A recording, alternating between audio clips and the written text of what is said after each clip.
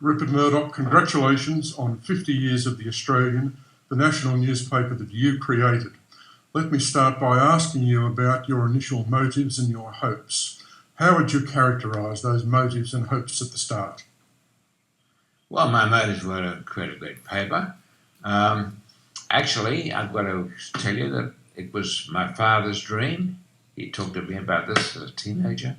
And then later, when I was in my 30s, I got impatient and got on with it. Failed to buy the Canberra Times as a basis, so we started against it. And I remember every minute of it. Well, this is the first time I've heard that it was a family aspiration. Oh, it was, yes, indeed. The impression I have was that you really wanted to shake up the country in the mid-1960s. Australia in those days was a very conservative country, the twilight of the Menzies age, a lot of racial discrimination, a lot of censorship. What's the way you saw it? Oh, I think that's true.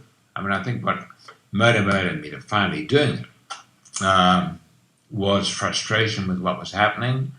The papers hadn't changed for years. Papers like the Melbourne Age, Sydney Morning Herald, on a Saturday only had about 4 or 5 pages of news. Before it was just 100 pages of classified. And overnight, I've got to say this for them, everybody changed.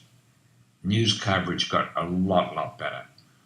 As for policy, what we fought for, we met it and we fought very hard for it. And that was, I think we were on our own in most of those things. Your aspiration with this paper was very much to challenge the status quo, to challenge the existing ideas and to challenge the, if you like, ruling class in Australia in the 1960s.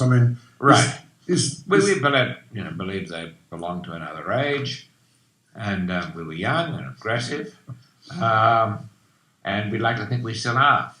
Well, that's what I was about to come to. What's the way you've seen the paper? Have you always seen the paper as a change agent? Has this been its mission over half a century? I think so, absolutely. Except where we think there have been changes and we've made mistakes and gone back.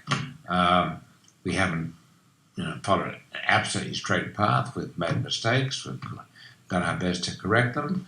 But I think overall, we come out very well. Did you think at the launch that The Australian would make 50 years? I thought it'd make it forever. I still do.